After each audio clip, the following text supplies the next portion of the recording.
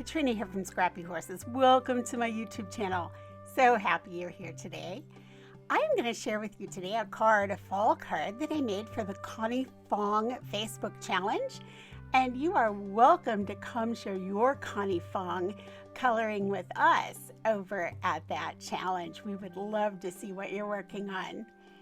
So I'm starting off here with some close to my heart dots, and these are from the Crisp Air, and that's no longer available, but you can find those dots. They're just not in this combination. I also had some twine from Really Reasonable Ribbon and some paper, some pieces that I cut from Victoria Designs, as well as my Broomstick Emily Witch Digi. And you will find all of this linked below, so you'll be able to find all of these pieces.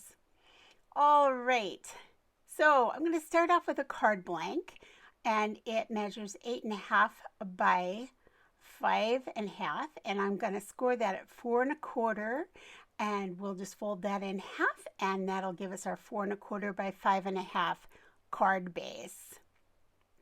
Once that's done, I'm going to start layering up. So I'm going to put on this piece. I believe this is Die Cuts with a View cardstock. It was in my stash. This next piece is a little piece from Victoria Designs. And then I'm going to come in and do some inking. So I'm coming in with some Juniper ink, which is a retired color. And I'm just going over some graph paper here. And I'm using some old retired stamps from Close to My Heart. And I love this one. It has this great fall texture to it. It has little leaves and flowers and acorns.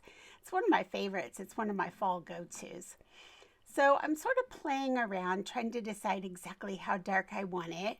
And I finally just decided, you know what, I'm just going to go for it. So I just went in and went all around there with that color. I came in on this border piece and I decided, you know what, I want to put the twine around that. It's sort of a blue twine, and to hold it in place, because boy, it just didn't want to stay in place, I used a little bit of masking tape on the back just to keep it there. And then I came in with a little piece of double score tape and put it right over the knot.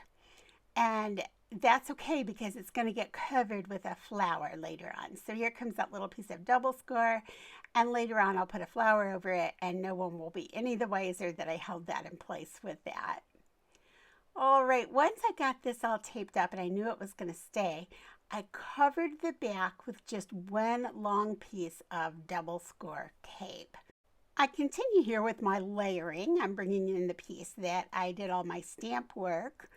And I'm going to go ahead and now build my channels for this little piece. So what I'm going to do is just take off the tape liner.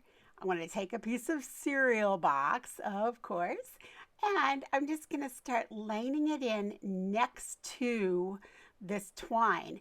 And what it does is it builds channels. And that way the cereal box sits right on top of the card. And it makes a channel so that the little pieces of twine don't dig into the card or pop up through the paper. It just makes it nice and smooth. So I'm going to go ahead and cover that now with some double score. And then that will hold it into place along with a little bit of Fabri-Tac. Now, in case you're wondering, why does she use Fabri-Tac over the double score? The double score tape will hold just fine. You're right, it does. I usually add Fabri-Tac because that gives me some wiggle room in case I don't get it exactly where I want, because you're right, it really grabs.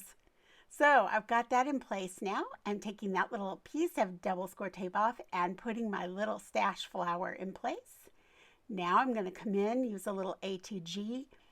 Again, I'm going to cover that with Fabri-Tac just so again, if I don't get it exactly where I want it, I've got a little bit of wiggle room. All right, here come those cute little gems. They are adorable. And like I was saying earlier, there are gems like these still available at Close to My Heart. And I've linked the Close to My Heart gems below.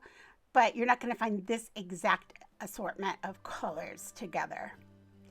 All right, well, you know, if I pulled the gems, I'm at the end of the video. So thank you so much for joining me and staying with me through this video. I hope you enjoyed it. I invite you to come play along at the Connie Fong Challenge. We'd love to see your Connie Fong projects there. And if you have any questions, any comments, leave them below. You'll find in that little gray box, if you press the More button, you'll find links to almost everything I used in the video. Hey, I'll catch up with you in the next video. Have a wonderful week. Bye.